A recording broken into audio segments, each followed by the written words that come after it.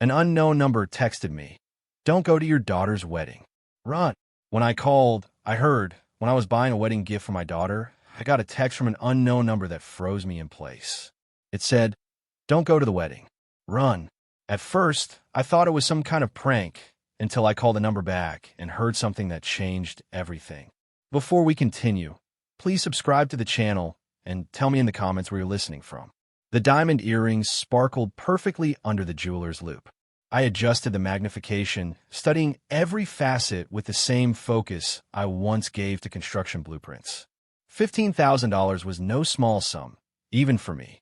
But Leona deserved something extraordinary for her wedding day.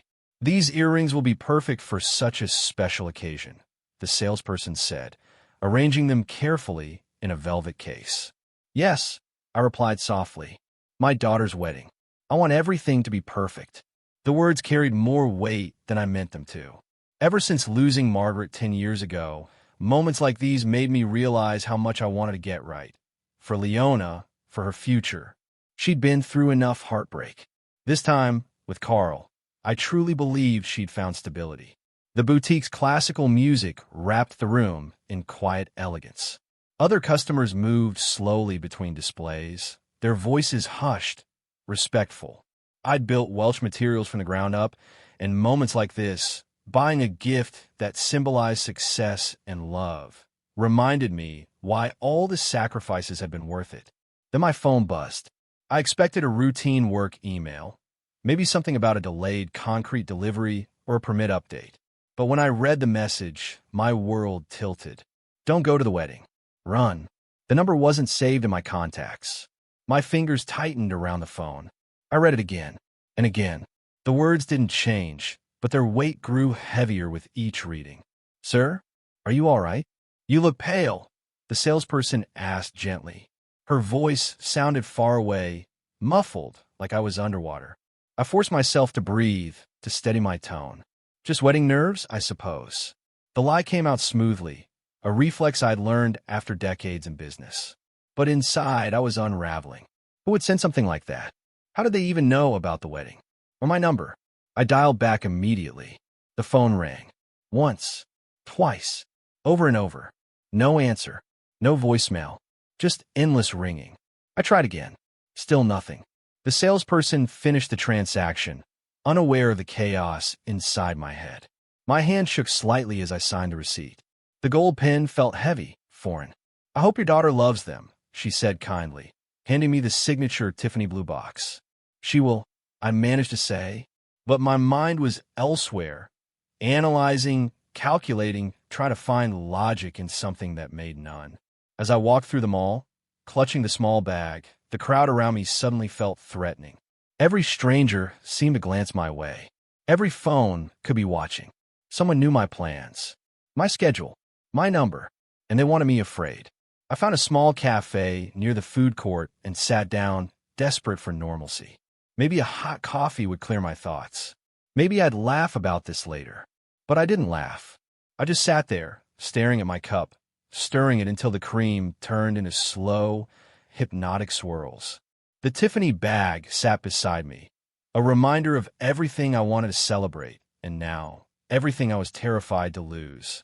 $15,000 for earrings. A father's love wrapped in velvet and ribbon. And now, a stranger telling me not to give them.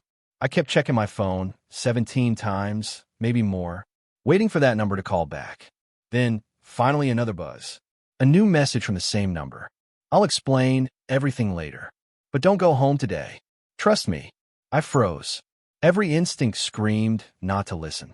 68 years of business had taught me to verify everything, to demand proof before reacting. But another voice, quieter, older, buried deep inside, told me to pay attention. I called again. Still no answer. Whoever it was, they were controlling the pace, keeping me off balance, forcing me to react instead of plan. The waitress appeared beside me. "Another coffee, sir?" "Yes," I said. "Make it a double." Caffeine wouldn't help my nerves, but at least it gave me something to do with my hands. I caught my reflection in the cafe window. A man stared back, older, uncertain, and shaken. For the first time in a long time, I didn't recognize him, ChatGPT said. The confident businessman who had walked into Tiffany and Company just 2 hours ago was gone. In his place sat a man hunched over a phone, jumping at every vibration and notification sound. Margaret used to tease me about my need to control every variable in life, every project, every detail, every person in my orbit. Now, those variables were controlling me. My Lincoln Navigator waited 3 levels down in the parking garage. I could have just driven home to my quiet house in Minnetonka, poured myself a good whiskey, and laughed this off as a prank or a wrong number. After all, my daughter's wedding was tomorrow evening. I still had last-minute confirmations to handle, vendors, caterers, the speech I'd written and rewritten a dozen times. But instead of finishing my preparations, I found myself on the phone with the Hilton Minneapolis downtown. I need a room for one night, I told the reservation agent. Yes, for today. She was quick, efficient, the kind of professionalism I respected. Within minutes, room 815 was booked. Business class, city view, high-speed internet. The decision felt both impulsive and inevitable. That same instinct that had guided me through multi-million-dollar real estate deals and steered me away from bad investments now whispered that I needed to listen to those mysterious warnings. I didn't call Leona or Carl. Not yet. Worrying them before I knew what was happening would only create chaos. Better to spend one night in a hotel, gather my thoughts, and face tomorrow with clarity instead of confusion. The drive downtown took 37 minutes through heavy Friday traffic. I kept glancing at the rearview mirror, even though I wouldn't have recognized a tail if there had been one. Construction sites, billboards, and glass towers blurred by while I replayed the day's events over and over, searching for patterns that refused to reveal themselves. At the hotel, the valet took my keys with quiet professionalism. The marble floors and crystal chandeliers in the lobby shimmered under soft light, reminding me of the Tiffany boutique, another place where money could buy comfort, but not peace of mind. I checked in, took the elevator to the 8th floor, and swiped my key card into room 815. The room was large, elegant, and utterly lifeless. Floor-to-ceiling windows framed the Minneapolis skyline, glowing against the night, beautiful but cold. I unpacked my small overnight bag with mechanical precision, hanging my spare suit in the closet, folding my tie, aligning my shoes. Then silence. It pressed against me like deep water. I ordered room service twice, watched 3 news programs, even took a 43-minute shower. Nothing distracted me from the phone sitting on the nightstand, silent, dark, accusatory. I tried calling that mysterious number 7 times now. Every attempt met the same endless ringing. Whoever was behind this controlled when and how we communicated. I wasn't the one in charge, and that thought burned. Dinner arrived at 9:30. A perfectly cooked steak, a baked potato, and an 18-year-old Macallan that cost more than some people made in a week. I tipped the server generously, not because I felt generous, but because I wanted him to forget my face. Just leave it on the table. Thank you, I said, my voice sounding hollow, even to my own ears. When he left, the quiet returned, heavier than before. I sat by the window, sipping whiskey, watching the glittering city below. Minneapolis on a Friday night was alive. Couples heading to restaurants, groups laughing on sidewalks, taxis weaving through traffic. All living normal lives, untouched by cryptic texts and creeping dread. I envied them. The wedding was less than 20 hours away. The venue on the Mississippi River had cost $47,000, not counting flowers, catering, or music. Every detail was perfect. Everything was ready. So why did someone want me to run? It was nearly midnight when I made my 8th attempt to call the number. The pattern of unanswered rings had become ritual, a strange kind of comfort. At least the ringing meant the line still existed. Then, at 11:50 p.m., my phone rang. I snatched it up instantly. "Hello, Arthur," a voice said. "This is Henry Burke. Sorry for the mystery. I had to be certain." The name hit me like a thunderclap. Henry Burke, my former business partner. The man I'd trusted with half my company until his gambling addiction destroyed everything. We hadn't spoken in 8 years, not since lawyers dissolved what was once a genuine friendship. "Henry," I managed. After all this time, what's going on? The questions poured out, confusion and relief mixing like oil and water. Henry exhaled slowly. Today, I was at Lawyer Stevens's office for my aunt's estate. I overheard something, Arthur. Something about your daughter's wedding, and about you. The glass in my hand trembled. Stevens was one of Minneapolis's top attorneys, the kind of man who handled family estates for the city's elite. What did you hear? I asked, my voice barely a whisper. Not over the phone, Henry said firmly. Too dangerous. Meet me tomorrow morning at the Guthrie Theater, on the bridge overlooking the river. 10 o'clock. Come alone. And Arthur? He hesitated, his tone shifting from urgent to grave. Bring everything important, papers, passwords, anything you'd need if you couldn't go home for a while. The line went dead. I sat there, phone pressed to my ear, staring at the empty screen. Outside, the city glittered with life, but inside that sterile hotel room, the air felt suffocating. Tomorrow was supposed to be Leona's wedding day. Instead, it might be the day I discovered why someone wanted me gone. I stood by the window, watching the lights flicker over the river, trying to steady my breathing. Henry, I whispered to my reflection. What the hell did you hear? The phone buzzed once more. A text this time, just 6 words that froze my blood. She's planning to take everything, Arthur. The confident businessman who had walked into Tiffany & Company just 2 hours earlier was gone.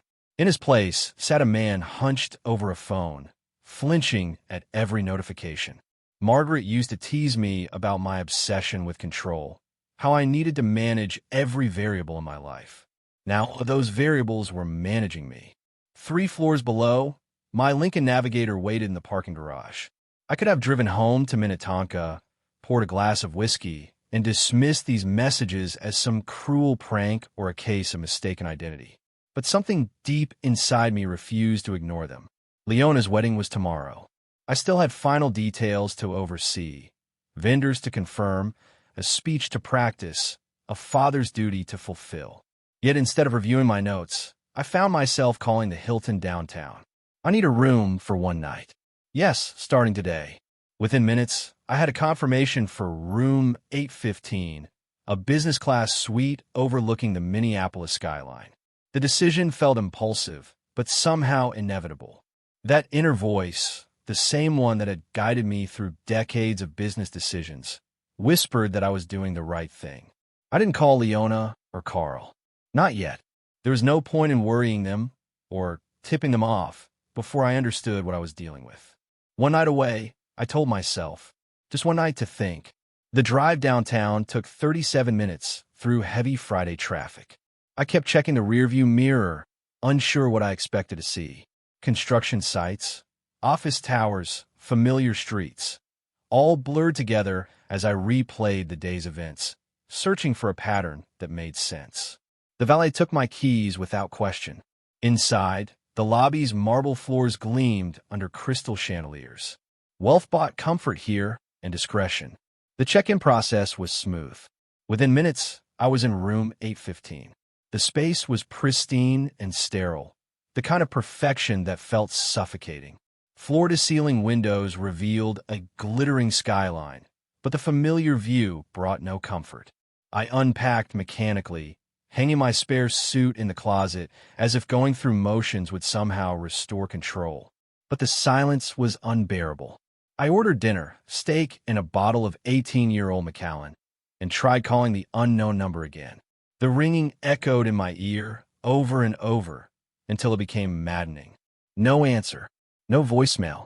Whoever was behind this was controlling the pace, and I was just a participant in their game. When the food arrived, I barely tasted it. I tipped the waiter generously, just to make sure he remembered me as a polite old man, not one unraveling at the seams. The whiskey burned down my throat, grounding me in its familiar fire. Outside, Minneapolis glittered with weekend life. Couples laughing, lights reflecting off wet pavement, people living ordinary, peaceful lives. I envied them. By midnight, the phone still hadn't rung. I told myself it was over, that maybe I'd overreacted. But at 11:50 p.m., it rang. I answered before the first ring finished. Hello. Arthur. It's Henry Burke. Sorry for the mystery, but I had to be sure. Henry Burke. The name hit me like a shockwave. My former business partner. The man I'd trusted with half my company, until his gambling ruined everything. We hadn't spoken in 8 years. Henry? What the hell is this about? My voice cracked between anger and relief. I was at Stevens's office today, he said, his tone grave, handling my aunt's estate. I overheard something about your daughter's wedding. About you. My pulse pounded. Stevens was my attorney. He'd handle my will, my business contracts, everything. What could Henry possibly have overheard there? What did you hear? I asked quietly. Not over the phone. Too risky. Meet me tomorrow at the Guthrie Theater, the bridge overlooking the river. 10 a.m. Come alone. There was a pause. Then, softer, Arthur, bring everything important. Papers, passwords, anything you'd need if you couldn't go home for a while. The line went dead. I stared at the dark screen, my reflection warped in its glass. Outside, the city glowed like nothing had changed. But everything had. Tomorrow was supposed to be my daughter's wedding day. Instead, it was starting to feel like something much darker. I tried calling Henry back, but it went straight to voicemail. I set the phone down, my heart pounding. Henry's words echoed in my head like a curse. Then the phone buzzed again, another message. She's not who you think she is. Don't ignore this. I looked out over the glittering skyline, gripping the phone so tightly my knuckles turned white. Who was I supposed to trust anymore? I'd built my wealth by following advice from magazines just like the one spread across that waiting room table. And now I was sitting here, fighting to keep it all from my own family. Arthur, wonderful to see you. Robert Stevens emerged from his office, hand extended in polished greeting. He was tall, silver-haired, and carried the calm authority of a man trusted by Minneapolis's wealthiest families. His office overlooked the Mississippi River, the same river where my daughter's wedding reception was scheduled for tomorrow. The irony stung. Robert, I said, forcing a smile, I want to review my will. And I'm curious, who else has been asking you similar questions? I settled into the leather chair across from his desk, keeping my tone casual but measured. Stevens hesitated for a moment, his professional smile flickering. Well, he began carefully, your daughter came to see me recently. She said she was worried about your health and wanted to understand guardianship procedures, just in case. I see. My voice stayed calm, but my heart was pounding. And what kind of documents did she request? Stevens pulled a thin file from his drawer. She asked about protective measures, legal declarations of incompetency, requirements for medical evaluations, things of that nature. He handed me photocopied documents. I flipped through them slowly, pretending to skim while my stomach turned. Page after page outlined the process of stripping someone of their independence, medical evaluations, asset transfers, guardianship appointments. It wasn't just paperwork. It was a blueprint for erasing a person's life. How thorough, I said, masking my horror behind a polite smile. She's always been detail-oriented. Did she mention timing? Stevens hesitated, clearly uncomfortable discussing one client with another. She said she wanted to understand everything before any signs of decline became apparent. Translation, before they fabricated the evidence. And Carl, I asked, was he part of those conversations? Yes, Stevens replied reluctantly. Your daughter's fiancé had many questions about business transfer procedures, how assets could be protected during a legal proceeding. He seemed quite knowledgeable about corporate valuation. The air in the room felt thin. They'd done their research, legal strategy, medical requirements, financial structures. It was all there. A meticulous plan to dismantle my life piece by piece. Robert, I said evenly, I'd like copies of everything you have on guardianship law, for my own understanding, of course. I reached into my wallet, pulling out $500 bills. And I'd prefer to handle this privately. Stevens nodded, accepting the cash without a word. Within minutes, he returned with a manila envelope filled with documents. My daughter's betrayal preserved in legal ink. 20 minutes later, I was in the parking garage, engine idling, reading through the papers again. Everything Henry had warned me about was true. Leona and Carl had built an airtight plan to declare me incompetent, seize my company, and liquidate my assets, all right after their honeymoon. But they'd made one critical mistake. They thought Arthur Welch would go quietly. The man who built a construction empire from nothing wasn't about to surrender it to his own blood. By the time I pulled into my driveway at noon, my plan was forming. The manila envelope stayed hidden in my briefcase, right beside the Tiffany bag that had started this nightmare less than a day ago. I hung my jacket on its usual hook and set the briefcase down by the hall table with deliberate calm. "Dad, where were you? We were worried. You didn't answer your phone." Leona rushed from the kitchen, her face a portrait of concern. Carl followed, slower, watching me closely, studying every twitch, every hesitation. "I spent the night at a hotel," I said, forcing a tired smile. "Couldn't sleep at home. You know how it gets before big events." I let my voice waver slightly. "Sometimes the house feels too quiet without your mother." Carl's eyes sharpened. "That's unusual, Arthur. Maybe you should talk to a doctor about your sleep issues." His tone dripped with practiced sympathy, but the calculation behind it was unmistakable. "Yes, Dad," Leona added softly, touching my arm with fake tenderness. "You seem forgetful lately. You left your phone here. We tried calling you all night." I patted my pockets, pretending confusion. Did I? How silly of me. The performance demanded every ounce of discipline I'd learned in boardrooms. Play the fool. Let them believe they were winning. "Have either of you seen my keys?" I asked, glancing around like I'd misplaced them. I even checked under a stack of magazines, while holding them in my hand the entire time. "They're right there, Dad." Leona pointed to the counter. "You set them down when you came in." "Of course." I smiled. "Thank you, sweetheart." Carl discreetly took out his phone, probably noting my memory lapse. Leona watched my hands for tremors, my eyes for confusion. They weren't a daughter and son-in-law anymore. They were predators assessing a target. I moved to the kitchen, starting my usual tea ritual. The sound of boiling water covered their whispers.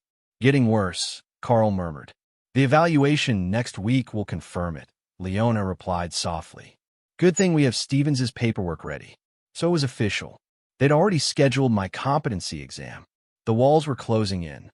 "Dad," Leona said kindly, "why don't you sit down? You look tired." "Carl, and I can handle the wedding prep." I sat in my armchair, the very picture of a weary old man. "Actually," I said slowly, "there's something I wanted to discuss. I've been thinking about the company. What will happen when I'm too old to manage everything?" Both of them leaned forward, two vultures circling fresh meat. "Don't worry about that now," Carl said smoothly. "We'll help when the time comes." "But what if something happens suddenly?" I let my voice quiver. "If I couldn't make decisions anymore? I trust both of you completely, but the business is complex." "Dad," Leona said, eyes bright with concealed excitement, "you don't need to worry. Carl's been studying your contracts, your clients. We understand the business better than you think." "Really?" I feigned surprise. "You've studied my contracts?" Carl jumped in eagerly. "Actually, I've already identified some opportunities for consolidation. The company could be much more profitable under modern management. In fact, I know potential buyers who'd pay exceptional prices." The audacity took my breath away. They were already planning to sell my company, and they didn't even bother hiding it. I sipped my tea, nodding slowly, the image of a grateful old man seeking reassurance. Inside, I was taking mental notes of every word. Then my phone buzzed on the table. Both of them watched as I fumbled with it, holding it at the wrong angle, pretending to struggle. "Having trouble reading it, Dad?" Leona asked sweetly. "These screens are so small," I sighed, handing it to her. "Could you tell me what it says?" The message on my phone was from Henry. Asterisk, "Everything okay? Stay strong." Asterisk. "Just a spam message," Leona said smoothly, deleting it before handing my phone back. My jaw clenched behind a calm expression. They were already controlling my communications.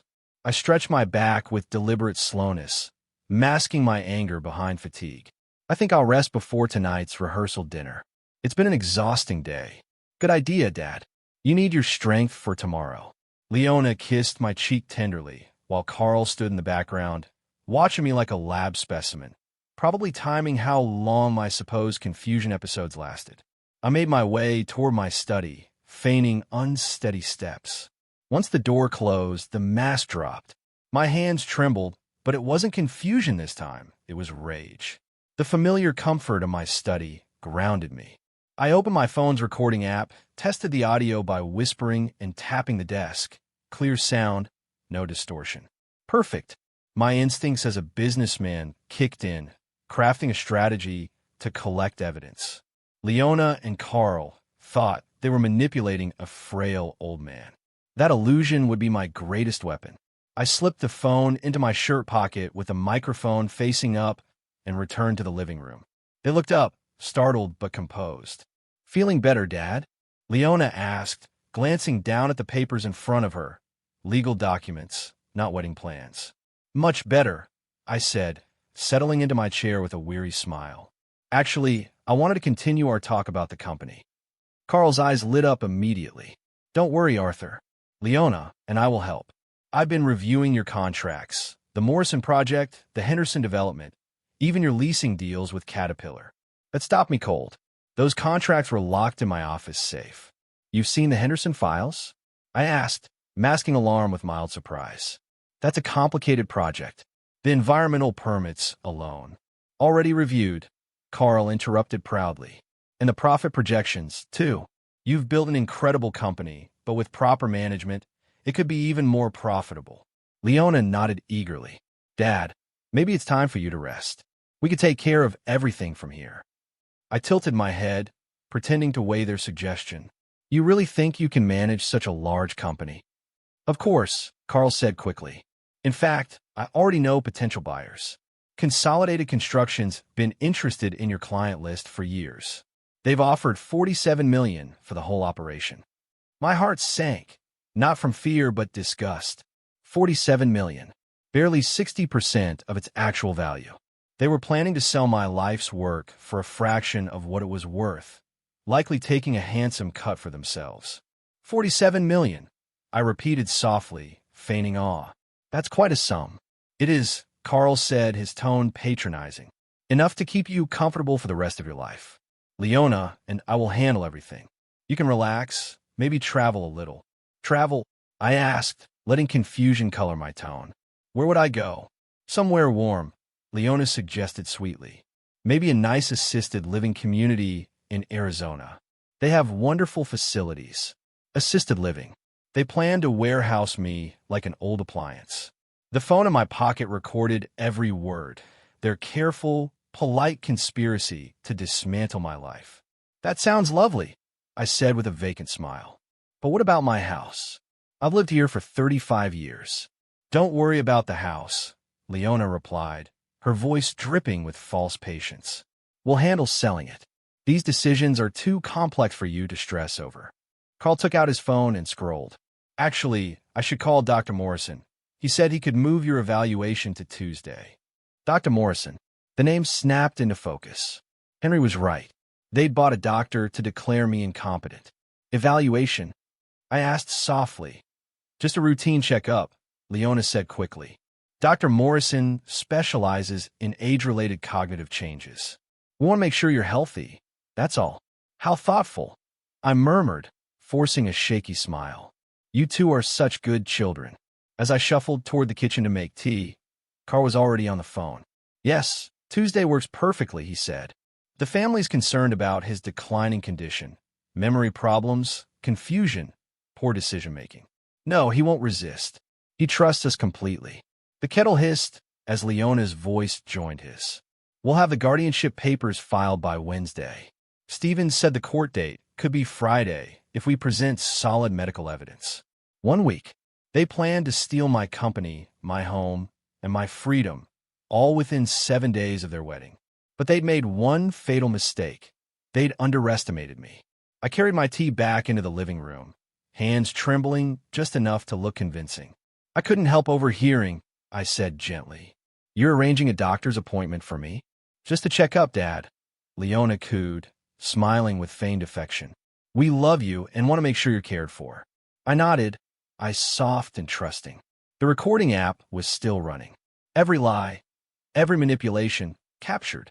They wanted to prove that Arthur Welch was losing his mind. But at their wedding reception, they would learn just how sharp his mind still was. Monday morning arrived crisp and cold, the kind of clarity that follows sleepless planning. I'd spent Sunday cataloging every recording, organizing every document, preparing every detail of my counterattack. The drive to my office took 23 minutes. 2 briefcases sat beside me, one with business papers, the other with the evidence that would destroy my daughter's future. My assistant, Margaret, named after my late wife, looked up as I entered. "Mr. Welch, I didn't expect you today. Isn't the wedding this weekend?" "Saturday evening," I said calmly. "But there's business to handle first. Please clear my schedule until noon." The first call was to Blackwood Investigations, a firm I trusted for discreet work. "James, this is Arthur Welch. I need full financial background checks on 2 people, Carl Fraser and Dr. Morrison." "Yes, rush delivery. I'll pay extra." An hour later, James called back. Carl had $340,000 in gambling debts across 3 casinos. Dr. Morrison had been investigated twice for insurance fraud. My daughter had chosen her allies poorly. The next step was more personal. "Margaret," I said, "please invite the entire family to Leona's wedding. My sister in Phoenix, my brother in Chicago, all the cousins. Tell them it's important." Within hours, she'd reached 37 relatives across 6 states. Every one of them agreed to attend. My third call was to Thompson Audio Visual. "I'm hosting a large family event this Saturday," I explained. "I'll need wireless microphones, a soundboard, and speakers powerful enough for 200 guests. Money is no object." "What kind of event, Mr. Welch?" the man asked. "A wedding reception," I said, "and I'll be giving a very important speech. I want everyone to hear it clearly." By Wednesday, everything was set. Asterisk the guest list had doubled. Asterisk professional sound equipment was scheduled for delivery. Asterisk Carl's debts and Dr. Morrison's record were fully documented. Asterisk and a new will, prepared by Minneapolis's most respected elder law attorney, left everything to charity, with a clause threatening criminal prosecution for anyone who questioned my mental competency. Thursday afternoon, I added the final touch.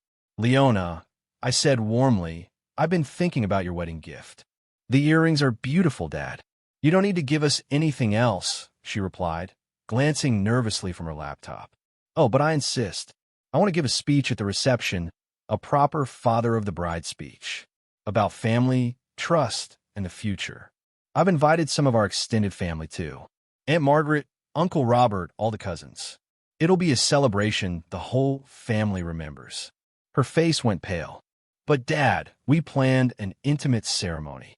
"Nonsense," I said cheerfully. "This is my daughter's wedding.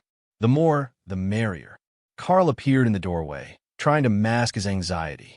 "Arthur, maybe a smaller gathering would be less overwhelming for you." "Overwhelming." I laughed lightly. "This is the happiest day of my life.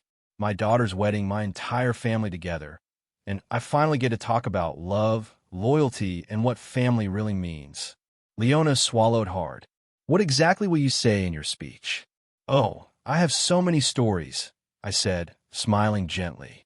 "Stories about trust, honesty, and people who pretend to care while plotting betrayal. Don't worry, dear. I've been preparing for weeks. It'll be a speech no one ever forgets." Carl's hand tightened around Leona's arm. The fear in their eyes was unmistakable. Their wedding, once meant to celebrate my downfall, was about to become the stage for their own. I walked to the window overlooking my garden, where Margaret had planted roses 30 years ago. Saturday evening, in front of everyone who mattered, I would prove that Arthur Welch's mind was still sharp enough to destroy anyone foolish enough to betray him. The trap was set. The audience confirmed. The evidence prepared. All that remained was execution. Riverview Banquet Hall stretched elegantly along the Mississippi's eastern bank, its floor-to-ceiling windows offering panoramic views of the water I'd known since childhood. I arrived precisely at 2 p.m., carrying my briefcase inside the Tiffany bag that had started this nightmare 8 days ago. The irony wasn't lost on me, presenting my daughter with $15,000 earrings before destroying her future. Crystal chandeliers cast warm light over white linens and fresh flowers. Guests mingled with champagne glasses in hand, laughing, celebrating what they believed was a perfect union. None of them knew they were about to witness a public reckoning. Mr. Welch, a young man in a black suit, approached politely. I'm David from Thompson Audio Visual. Your sound system is ready for testing. I followed him to the head table, where microphones were set beside the elegant place settings. Speakers were positioned throughout the hall, ensuring every word I spoke would echo clearly across the room. The microphones connect automatically to your phone, David explained. Anything you play will broadcast through the system. Perfect. I tested the mic briefly, my voice carrying powerfully through the hall. The speech I'm giving tonight will be detailed. Everyone needs to hear it. As the technician left, Aunt Margaret approached, glowing with joy. Arthur, how are you holding up? Leona looks absolutely beautiful. We haven't seen you in months. Thank you for coming, I said, smiling.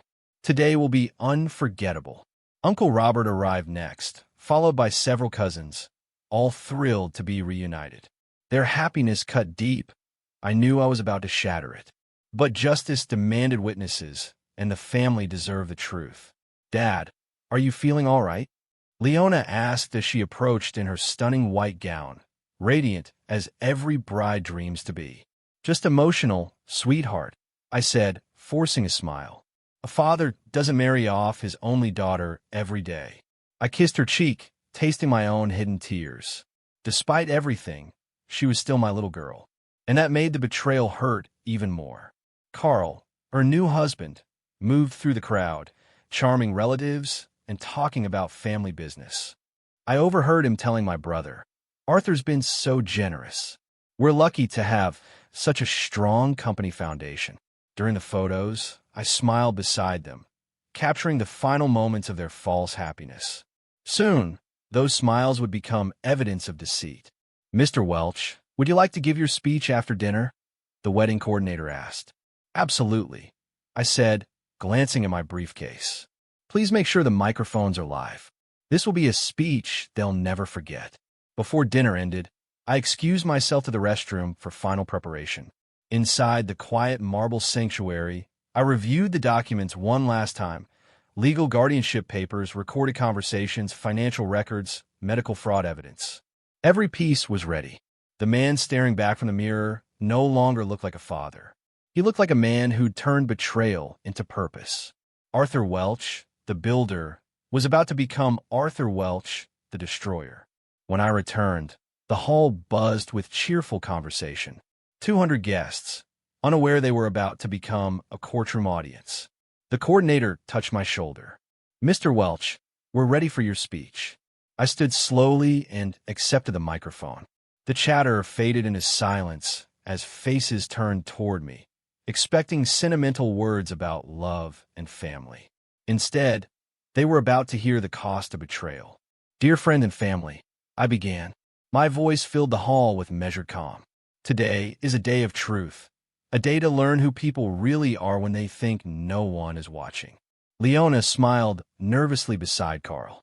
As father of the bride, I continued, I want to speak about trust, honesty, and the sanctity of marriage. Unfortunately, not everyone views marriage as a partnership built on love. Murmurs of polite agreement spread through the crowd. Carl shifted uneasily. Before I share my hopes for the newlyweds, I said, pulling out my phone, I think everyone should hear what kind of partnership we're truly celebrating today. I connected to the sound system and pressed play. Carl's voice filled the room. The old man won't understand the business side anymore. We'll sell everything and live beautifully while he drools in some nursing home. Gasps rippled through the hall.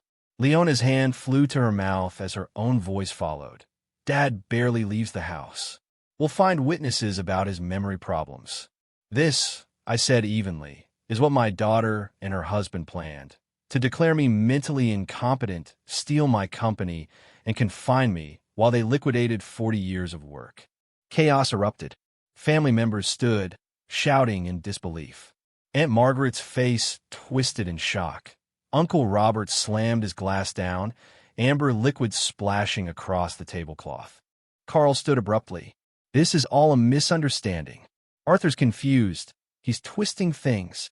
Allow me to clarify, I said, pulling a manila envelope from my briefcase. These are the documents my daughter requested from her lawyer: guardianship forms, incompetency filings, asset transfers, every step of their plan. The hall went silent again as I held up each page. And for the record, I added Carlo's $340,000 in gambling debts.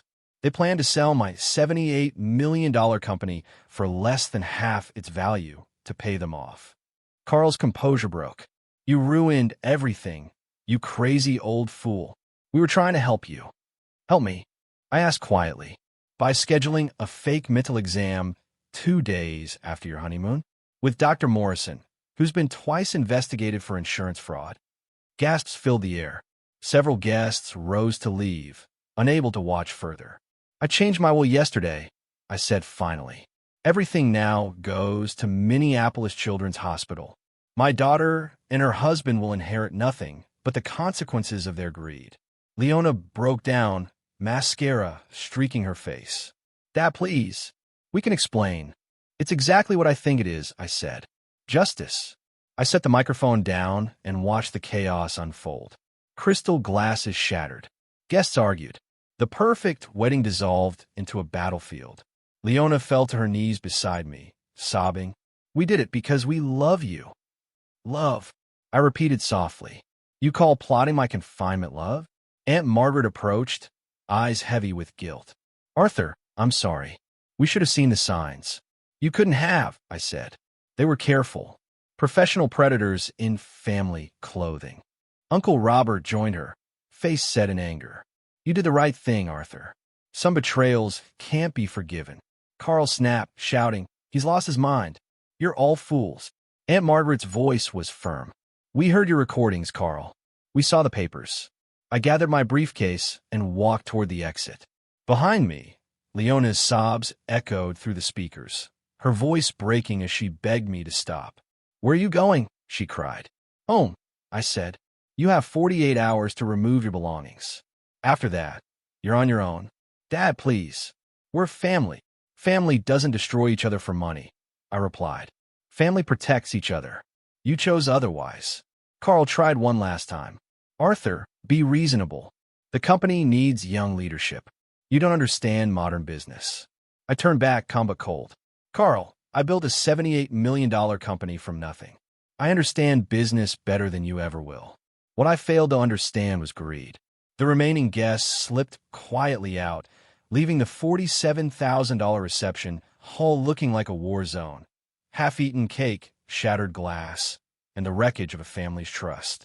At the door, Henry Burke, my former business partner, approached. Arthur, you did what needed to be done. Sometimes love means saying no to those we care about. Thank you for the warning, Henry, I said quietly.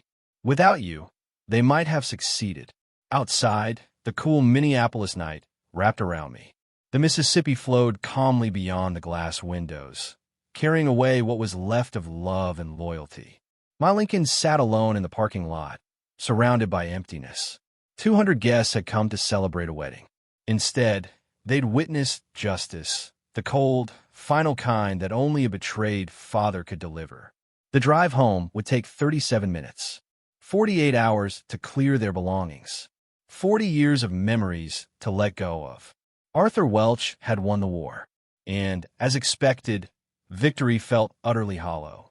If you like this story, please like the video, subscribe, and share your thoughts in the comments. To hear the next one, click on the box on the left.